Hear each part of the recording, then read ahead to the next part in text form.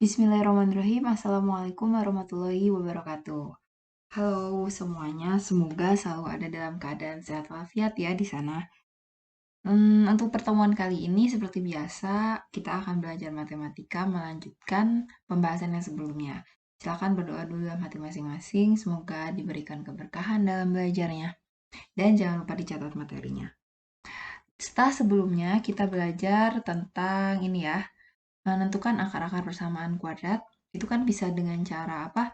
Faktorisasi, terus bisa juga dengan melengkapkan kuadrat sempurna, atau bisa juga dengan rumus ABC. Nah, karena yang melengkapkan kuadrat sempurna itu tidak usah kita pelajari, jadi kita langsung ke faktorisasi dan rumus ABC. Pertemuan sebelumnya udah dijelasin mengenai gimana caranya menentukan akar-akar persamaan kuadrat dengan cara faktorisasi. Nah, selanjutnya kita akan menggunakan cara rumus ABC. Nah, ini biasanya terjadi kalau misalnya gak bisa diakarin gitu ya. Jadi gak bisa difaktorin kayak gini gitu. Kita gak nemu angka yang memang untuk menghasilkan perkalian segini bisa menghasilkan penjumlahan segini misalnya. Nah, berarti itu kita gunakan rumus ABC. Jadi kita tulis dulu tadi 2A berarti ini 2B ya. Di yang B itu dengan cara rumus ABC. Nah, ada rumusnya.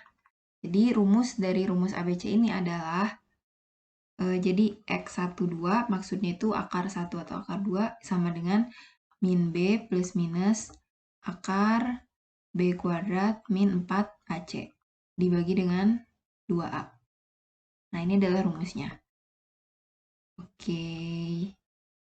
Nah, saya ingetin kembali ya, bentuk dari persamaan kuadrat itu kan AX kuadrat plus BX plus C sama dengan 0. Nah, jadi nanti menentukan ABC-nya itu dilihat dari sini. Misal, kalau misalnya ada 2X kuadrat plus 5X min 6 sama dengan 0, artinya apa? Berarti kalau begitu, A-nya itu adalah ya 2. Terus B-nya itu berarti berapa? B-nya berarti adalah 5. Dan C-nya itu berapa? Minus 6. Nah, seperti itu. Oke, kita langsung coba aja. Jadi saya punya contoh. Langsung ke contoh. Diketahui persamaan kuadrat X kuadrat plus 7X plus 5 sama dengan 0. Kita coba faktorin pakai faktorisasi. Berarti ini kan 1 ya. 1 dikali 5 itu kan 5. Oke, berarti kalau dikali itu hasilnya harus 5. Kalau dijumlah atau dikurang itu hasilnya harus ini ya, plus 7. Nah, 5 itu berapa kali berapa? 1 kali 5. Terus berapa lagi? Udah ya, hanya itu saja. Sedangkan 1 dan 5 itu tidak bisa menghasilkan 7. Baik itu ditambah maupun dikurang. Itu gak ada. Dengan ketentuan berarti kalau gitu 1 tambah 5 atau min 1 min 5 atau min 1 plus 5 atau 1 min 5. Nah, itu dia tidak ada yang menghasilkan 7. Berarti kalau kayak gitu, ini kita gunakan rumus ABC. Kita tentukan dulu mana A, mana B, mana C. Dari sini, berarti A-nya adalah, karena gak ada angkanya, berarti A-nya itu 1. Terus B-nya berapa? B-nya adalah ini ya, yang ada X-nya, itu adalah 7. Dan C-nya itu yang gak ada X-nya, berarti 5. Oke, karena kita udah tahu ABC-nya, kita langsung selesaikan menggunakan rumus ABC. Itu minus B plus minus akar dari B kuadrat min 4AC dibagi dengan 2A. Oke, setelah itu kita masukin angkanya. Minus dari B-nya adalah 7, plus minus akar B-nya dikuadratin, berarti 7 kuadrat, minus 4 dikali A-nya 1, C-nya adalah 5. Dibagi dengan 2 dikali A-nya 1. Berarti dia minus 7 plus minus akar 49 dikurang 4 dikali 5 adalah 20. Dibagi dengan 2. Oke, sehingga X12 adalah minus 7 plus minus akar berapa? 49 dikurang 20 itu adalah 29. Dibagi dengan 2. Oke, nah ini kita pecah. Ini X12 itu maksudnya X1-nya berarti, ini kan plus minus di sini artinya bisa plus bisa minus. Nah, jadi X1-nya berarti kita tulis ya, min 7. Nah, X1-nya itu yang plusnya. Akar 29/2. Nah, kalau X2-nya berarti yang minusnya. Per 2. Nah, sudah. Jadi, jawabannya kalau misalkan ditanya, berapa kalau gitu akar-akarnya? Berarti ini adalah akar yang pertama, yang tandanya plus di sini. Dan ini adalah akar yang kedua, yang tandanya negatif. Begitu ya, contoh dari menggunakan rumus ABC. Nah, setelah kita tahu nih menggunakan rumus ABC, nanti biasanya pakai yang mana? Dia lebih ke sini ya, lebih ke ini, pakai cara faktorisasi.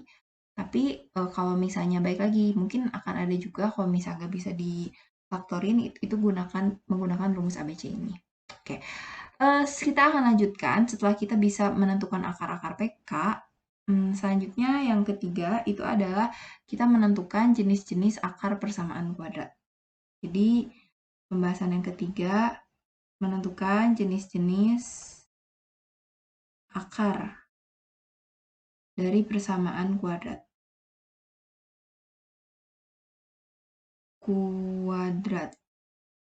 Nah, untuk menentukan jenis-jenis akarnya itu kayak gimana, itu kita harus tahu dulu ada yang namanya nilai diskriminan.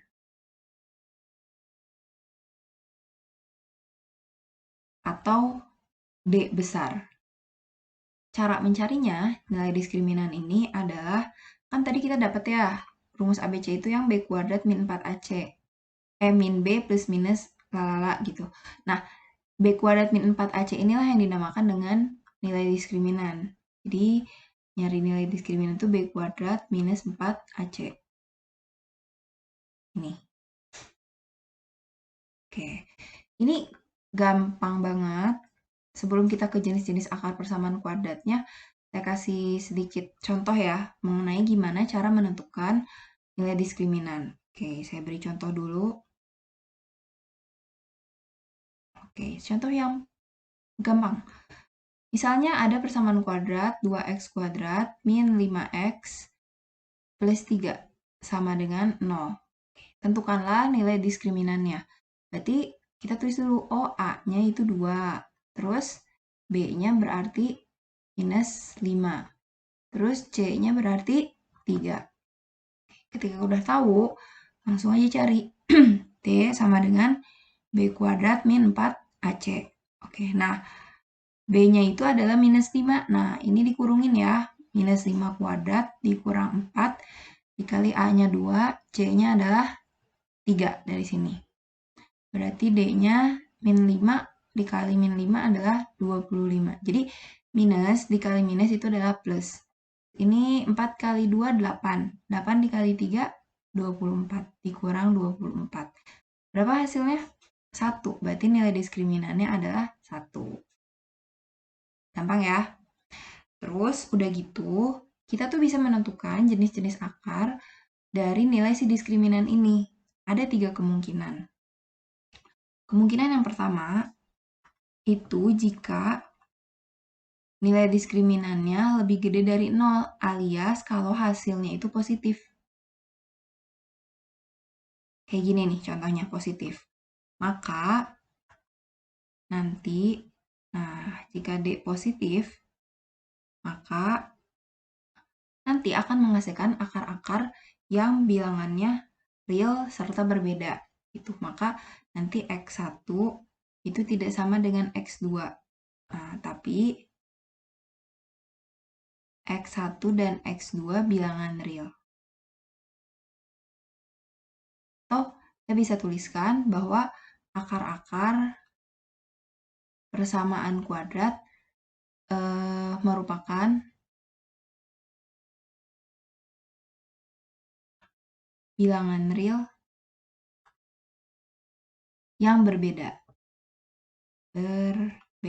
Jadi maksudnya nanti akar-akarnya itu beda.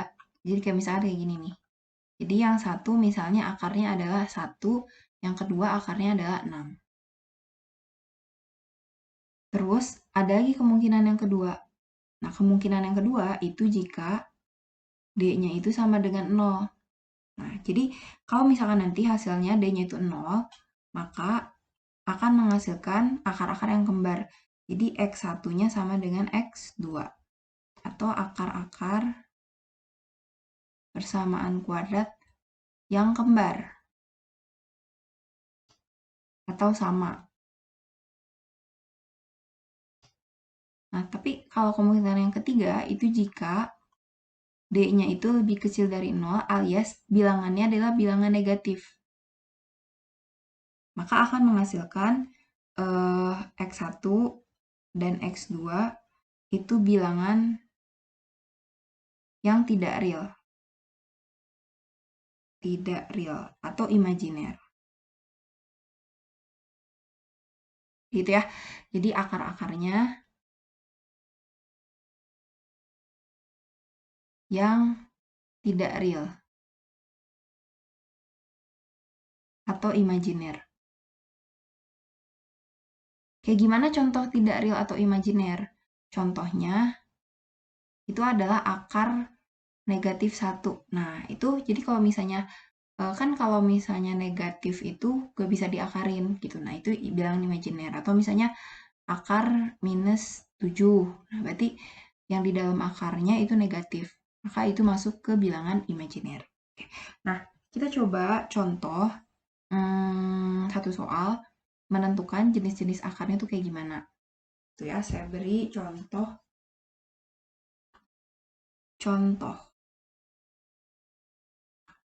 Nah, saya punya persamaan kuadrat 2x kuadrat min 4x plus 1 sama dengan 0. Plus, janganlah plus 5 aja ya. Plus 5. Oke. Plus 5 sama dengan 0. Tentukan jenis-jenis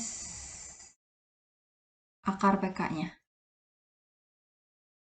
Nah, jadi kalau misalkan kalian disuruh mencari jenis-jenis akar PK-nya seperti apa, berarti kita tinggal mencari nilai diskriminan aja.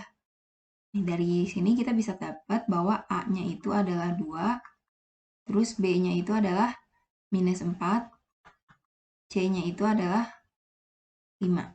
Oke. Nah, kita tinggal tentukan pakai D sama dengan B kuadrat minus 4 AC. B-nya adalah min 4. Min 4 kuadrat dikurang 4, A-nya 2, C-nya 5. 4, min 4 kali min 4, 16. 4 kali 2, 8. 8 kali 5, 40. Ternyata didapat bahwa nilai diskriminannya adalah minus berapa? 16 dikurang 40. Berarti minus 24. Nah, karena hasilnya itu negatif berarti masuk sini ya. D-nya kurang dari 0, maka dia akan menghasilkan akar-akar yang tidak real. Dia akan menghasilkan akar-akar yang tidak real atau imajiner. Gitu, udah gitu. Jadi kamu tinggal nyari nilai diskriminan aja, terus nanti cocokin dia masuknya ke kategori yang mana. Gitu deh. Nah, mungkin segitu dulu pertemuan kali ini. Silahkan dicatat dan dikerjakan latihannya. Kalian cobain ya. Cobain halaman 12, nomor 1, 1A, dan E. Nah, udah, cobain itu aja. Mungkin sekian dulu pertemuan kita kali ini. Oh ya, ini ngapain? Itu kan disuruhnya menyelidiki akar ya. Jadi tentukan jenis akarnya itu masuk ke sifat yang mana. Sama sekalian kalian cari akarnya ya. Cari akar-akarnya. Kalau misalkan dia bisa menggunakan faktorisasi, ya berarti faktorisasi. Kalau nggak bisa difaktorin, berarti pakai rumus ABC. Nanti di pertemuan selanjutnya akan saya bahas. Oke. Terima kasih, semoga bermanfaat.